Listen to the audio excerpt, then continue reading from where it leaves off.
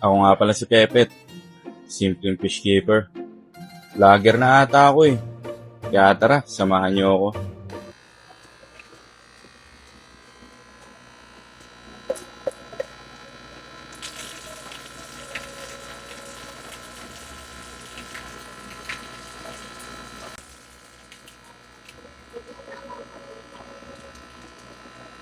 Oh, diyan pala kayo. Tamang water cage lang ako dito guys. Putik, nandiyan pala kayo. Ha? Ano ba yun? Sige guys. May papakita ko sa inyo. Pero tatapusin ko muna yung pag-water change ko. Wait lang. Kasi mamaya maglalaban na yung miss ko eh. Kaya mag-water change na muna ako. Ha? Antayin niyo ako dyan ha. Pero sige, bibilis ako na yung pag-water change ko para sa inyo. Tapos meron ako sa inyo ipapakita guys. Konting kaalaman lang.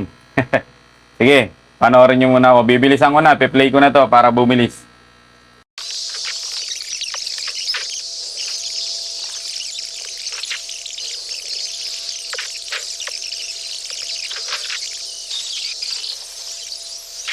Guys, bali nagtutubig na ako. Ayan, mga natubigan ko na yan guys. Oh. Ayan, tinutubigan ko na yan. Bali ang ginawa ko, nagbawas muna ako ng tubig lahat.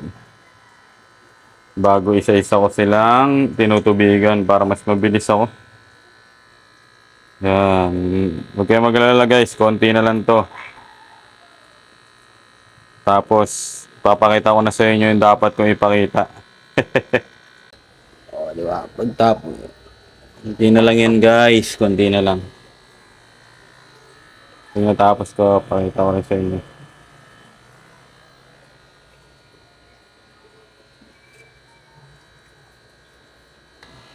Yun guys, bali tapos na ako mag-water change ngayon.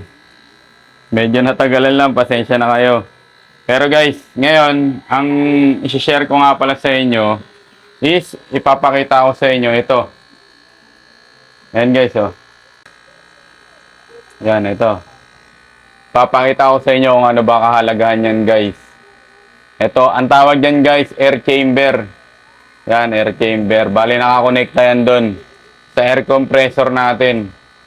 Air compressor, hose, tapos ito na yung air chamber. Ngayon guys, ano nga ba talagang dulot nito sa araw-araw na ano natin, fish keeping, ano tawag dito? Sa fish keeping, yun guys, sa fish keeping. Ano nga bang kahalagahan nito guys, itong air chamber na to? Ngayon, ipapaliwanag ko sa inyo kung ano nga ba ang kahalagahan yan guys. Yan, kung ano ba nadudulot niyang air chamber na yan. Yan, kung makikita nyo guys. Oh. Diba? Solid yan guys. Yan o. Oh. Bali yun, ipapaliwanag sa inyo kung bakit ako naglagay niyan. Ngayon, worth it ba maglagay niyan guys? Kasi syempre, bumili ka na ng air compressor. Ngayon, nagdagdag ka pa ng ganyan, diba? Kumbaga, gastos lang ba talaga yan o worth it ang pagkakagawa. Ngayon guys, sasabihin ko sa inyo, worth it para sa akin yan ang paglalagay ko ng air chamber guys. Kasi, ang trabaho ng air chamber guys is, siya yung nag-iipon ng compressed air galing sa air compressor. Kasi ang trabaho ng air compressor, di ba, yung may air fluctuation yan guys, yun yung tipong humihigop siya ng hangin, tapos bumubuga siya. Siyempre, parang ang nangyayari, parang tibok ng puso guys, na hindi siya tuloy-tuloy yung buga niya. Ngayon, ang ginagawa ng air compressor is, dyan niya nire-reserve yung mga hangin na nakakompress bago niya ibigay sa mga aquarium natin, bago niya ibuga dito sa mga hose. Diba? Kumbaga, tawag dito guys, mas binabalanse niya yung buga ng hangin papunta sa mga aquarium natin. Kaya kung mapapansin nyo, kahit ilan yung aquarium na meron tayo is, nasusupplyan niya ng hangin, di ba guys? Kumbaga, tuloy-tuloy na balance yung hangin. Kasi yan guys, isipin mo, 24/7 yan na gumagana, walang patayan sa akin yan. Ngayon, ang trabaho ng air chamber dahil kumbaga yan yung reservoir ng mga hangin guys. Diyan ay ipon lahat ng hangin na sobra. Ngayon, bago niya itutulak papunta sa mga aquarium natin. Yan yung trabaho ng air chamber guys. Kasi isipin mo guys, kung bibili lang kayo ng air compressor, tapos yun nga, hindi kayo maglalagay ng air chamber. Sa tingin ko, mga 10 aquarium lang, hindi nyo pa mababalanse yung buga ng hangin yan guys. Pero kung may ganyan kayo guys, sisigurado ko sa inyo na magiging balance yung airflow ng ano nyo, ng air compressor nyo guys. Tsaka, syempre, eto naman guys, syempre, pinaliwanag ko lang din kasi meron sa ating mga nagko-comment na, yun nga, paano daw ba ginawa ko dyan sa tank na yan, yung air chamber na yan guys. Ngayon, syempre, siguro gusto rin nila mag-breed. Ngayon guys, syempre, yung mga newbie natin dyan, kung ang mga aquarium nyo naman isa o dalawa lang, yung tipong pang ano lang, alaalaga lang, pet lang. Syempre, hindi ko rin sa inyo sinasuggest na bumili kayo niyan. Kasi syempre, magkano rin yan guys, nasa mahigit 1,000 din yan. 'Di ba? Kung mga aquarium nyo naman isa, tatlo, or 5, hindi ko na sinasuggest sa inyo na bumili kayo niyan guys. Kasi gumagamit lang talaga niyan guys, yung tipong mga breeder na maramihan talaga yung aquarium, yung tipong mga nagbi-breed ng nagbi-breed ng aquarium. Yung tipong nagbi-breed ng isda, ayan, katulad ko, di ba? Ang dami kong aquarium dito.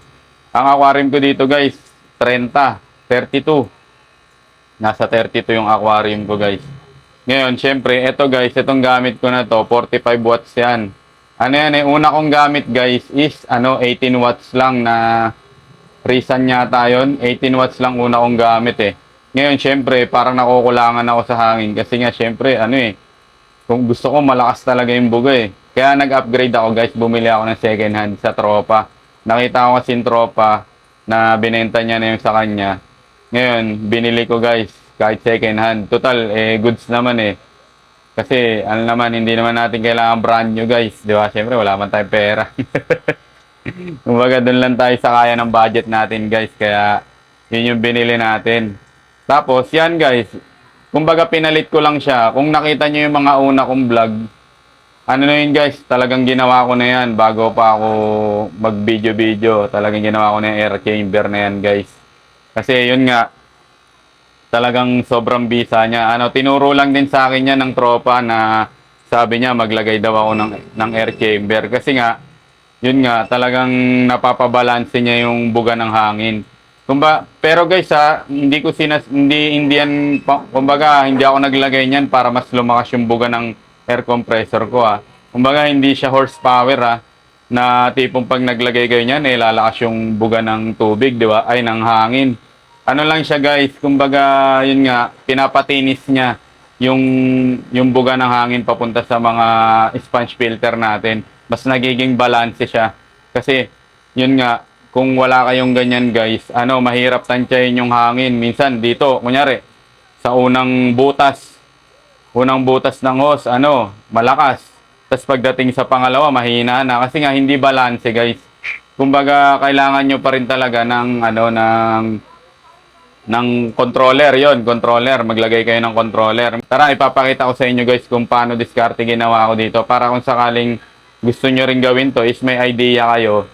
Tsaka madali lang kasi DIY lang naman siya guys. Mura lang naman pagkakagawa ko dyan guys. Tara, pakita ko sa inyo. Let's go. Ayan guys. Ito yung air compressor ko guys. Ayan. Tapos ito guys, ang ginamit ko dito is yung level hose. Binili ko sa hardware. Uy, kala ko may ground. Ginig lang, wala yan. Level hose yan guys na makapal. Makapal yan. Tapos inalambre ko na lang guys kasi wala akong yung parang C-clamp, wala akong ganun guys. Yung ginawa ko, inalambre ko na lang. Di naman sumisingaw yung hangin Ayan. Tapos dito guys, tinansya ko na lang yan. Eto guys, ang nilagay ko dito para maikabit ko yung level hose is gumamit ako dyan ng guys, yung fittings yan guys yung fittings na aluminum. Eto yun guys, ipapakita ko sa inyo. Eto, ipiplex ko dito. Eto. Yan, eto yan guys. Eto yung picture na yon. Tapos ilalagay ko na lang din yung link dyan sa description guys. Meron sa Shopee ko yan nabili. Tsaka meron din yan sa TikTok. Ito yan guys. Yan. Bali ganyan yung orderin nyo. Aluminum yan. Tapos ang ginawa ko guys. Ang ginawa ko ito. End cap to. Bali ang sukat ata nito is. Nakalimutan ko anong sukat nito guys Na PVC pipe na to. Basta parang malaki siya. 3/4 yata yun guys. Hindi ko lang sigurado. Nakalimutan ko na kasi. Matagal na rin kasi yun eh. Tapos pagbili ko na ito guys. Ay eto. Eto guys. Hindi ko to binili ha. Ano hiningi ko lang to sa kapitbahay namin na nagpapagawa ng bahay. Kasi yung alulod nila doon. Siyempre sobra to eh. Hiningi ko lang to guys. Hiningi ko. Ang binili ko pala itong end cap. Ang tawag dito end cap. Yan yung takip. Yan end cap yan guys. Tapos ang ginawa ko, in-steel epoxy ko lang yan guys. Ano, yung epoxy guys, meron yun sa hardware yung pinaghahalo. Yung puti at saka kulay pink, paghahaluin nyo yun. Tapos yan, nilagyan ko yan dyan para siguradong walang singaw na hangin.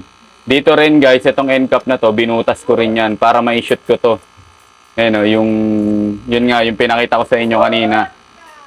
Yan, para ma-shoot ko yan. Tapos nilagyan ko na lang yan ng epoxy para siguradong walang sisingaw na hangin. Tapos yan guys, dito, ito, binili ko rin to sa TikTok guys eh. Ayan o. Para may patungan siya, yung letter L.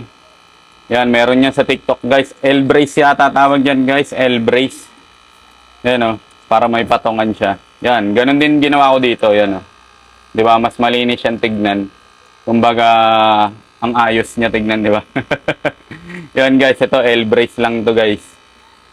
Tapos dito guys, yan, ganun din ang ginawa ko. Bali yan, end cap din. Ayan, end cap din yan guys. Tapos yun din, ganun din ginawa ko. Parehas lang yan guys ha. Yan o, nilagyan ko rin siya ng end cap. Binutas ko, tapos yun din ang nilagay ko dito. Pantay lang yan sila, yan o, di ba? Parehas lang. Ganun, binutas ko.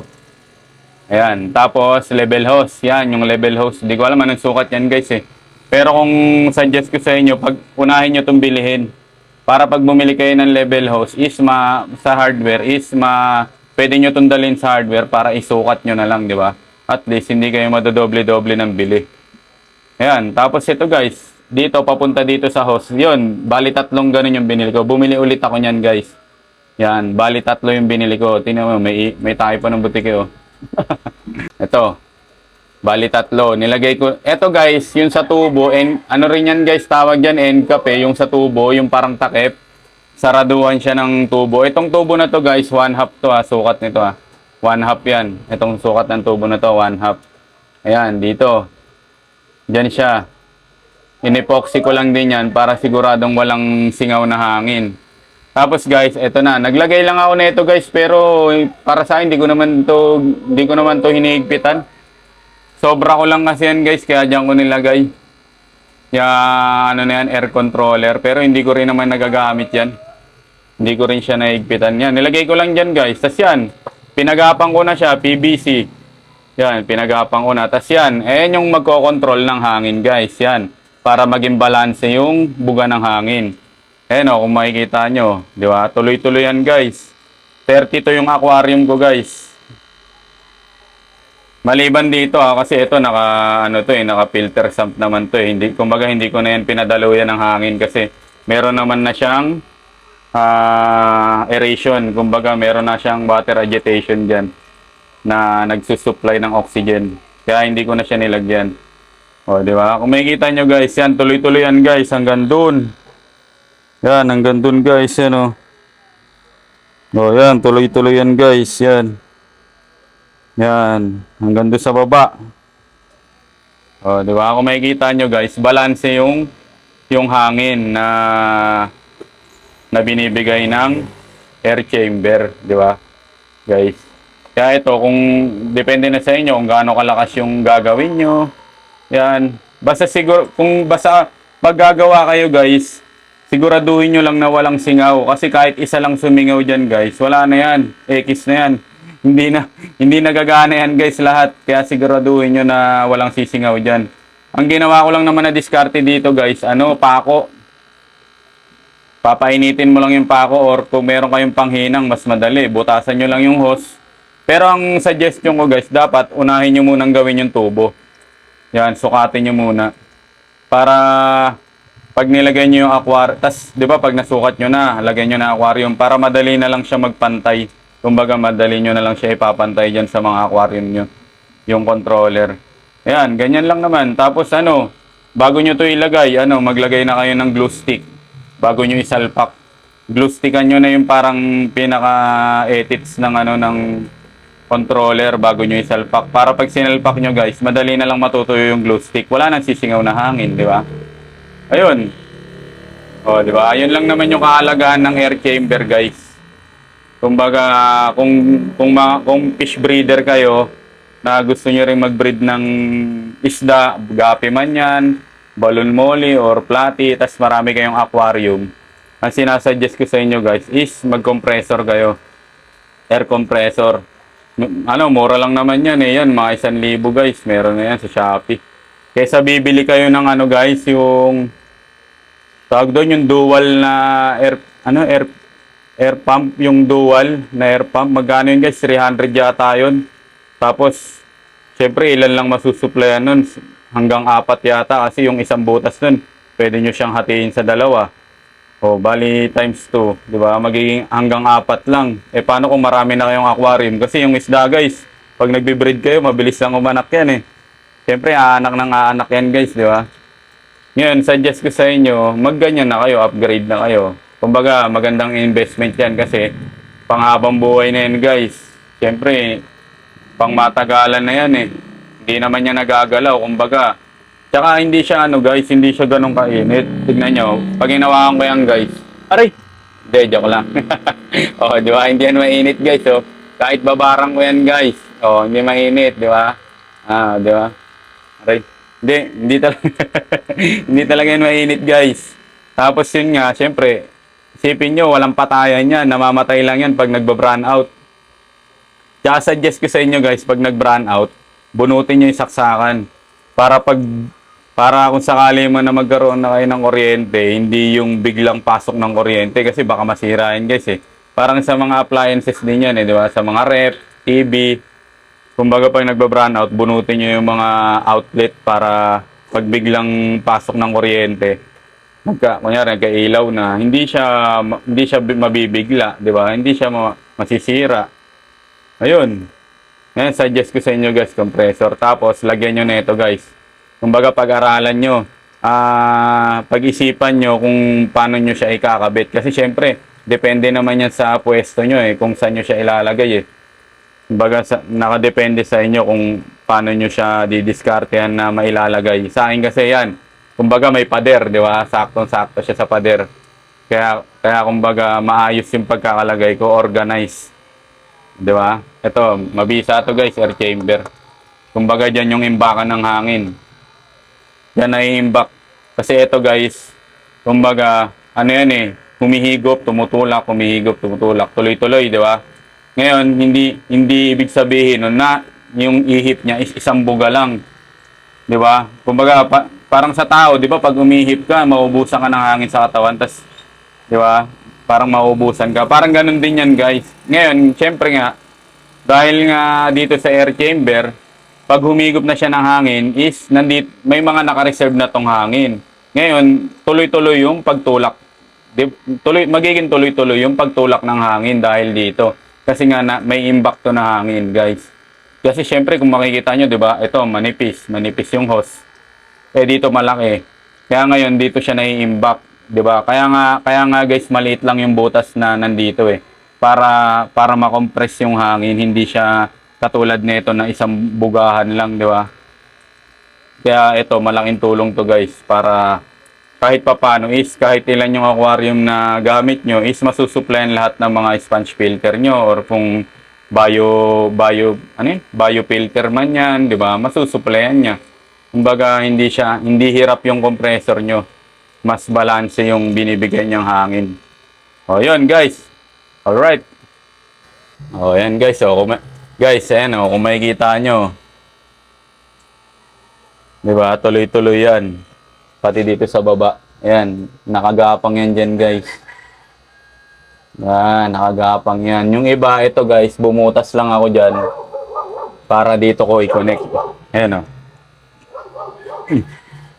Yan, nakakonect yan dyan guys. Yan, dito. Diba? Yan, nakakonect yan dyan. Para masupply niya yan. Yan, nakakonect yan. Ayun din, nakakonect yan dyan guys. So, masusupply niya yan guys. So. Diba? Dalawa-dalawang pa yan. Sponge filter nilalagay ko dyan. Ayan, nakakonect din yan ganyan guys. Ayun, oh. Kailangan nyo rin to guys ha, kailangan nyo rin to. Kasi ito yung mas magkocontrol ng hangin para maging balanse yung buga sa mga sponge filter nyo. Yan, di ba? Makikita nyo yan, balanse yan guys. Abot pa yan dito. Oh, abot pa yan dyan. Diba? Abot pa yan dyan guys. Yan, oh, dalawa rin nakalagay dyan guys. Dalawa nakalagay, pati dito.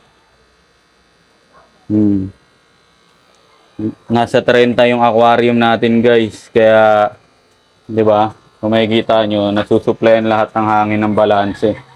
Di ba? Guys, yun po. Kaya suggest ko sa inyo guys, kung gusto nyo rin bumili ng air compressor, maglagay kayo ng air chamber. Para kahit papaano is pantay-pantay yung daloy ng hangin sa mga sponge filter nyo. Di ba? Hindi sila nag-aagawan, ganun. Nalaman nyo naman siguro kung anong inahalagahan na itong air chamber na to guys. Kung anong kahalagahan niya sa fish keeping natin, di ba? Kumbaga, malaking tulong siya sa akin ha, para sa akin as a fish breeder, malaking tulong siya sa akin. Dahil nga, nagiging mas madali yung pag-aalaga ko ng isda. Kumbaga, halos lahat ng aquarium ko is yun nga, napupunan niya ng aerator. Kumbaga, parang aerator din kasi guys, di ba? Kumbaga yung bubbles, yun. Tapos yun nga guys, para sa akin, di ba, tanong ko sa inyo kanina, worth it ba ang maglagay ng air chamber? Para sa akin, sobrang worth it niyan guys. Sobrang worth it. Dahil nga, yun, mas nagiging stable yung hangin na pinapadaloy na itong air compressor, di ba? Kumbaga, mas balanse at saka mas matinis yung hangin na binibigay niya sa mga sponge filter natin. Lalo kung isang fish breeder na maraming aquarium. Mas maganda guys kung ako sa inyo maglagay kayo ng air chamber. Ayun. Tulad yan, DIY lang, di ba? Pero, di ba, sulit naman guys. Tsaka magkano lang naman nagastos ko dyan kasi yung 3 lang naman yung in-order ko sa Shopee dyan eh. Tapos yung tubo, hiningi ko lang yung sa kapitbahay, di ba? Yung end cap, mura lang naman yan. Yung epoxy, mura lang din, di ba? Ganun lang guys. Kumbaga, hindi natin kailangan gumastos ng malaki para makapag-alaga ng isda. Kahit mga DIY lang is, di ba? Makakatipid tayo, di ba? Kasi yun, tuloy-tuloy yung pag-aalaga natin guys. Na-enjoy natin yung hobby natin, di ba? Kumbaga, mas marami tayong natututunan. Mas marami tayong nalalaman na kaalaman guys. Ayun, basta bahala na kayo kung gusto nyo rin gawin. Basta ako, worth it para sa akin guys. Worth it talaga. Ayun guys, kung nagustuhan nyo man yung video natin ngayon, huwag nyo kalimutan mag-like and share. At mag-subscribe na rin kayo sa YouTube channel ko para updated kayo palagi sa mga gagawin pa natin mga video. Alright guys, yun lang muna ngayon guys. Salamat sa pagsama.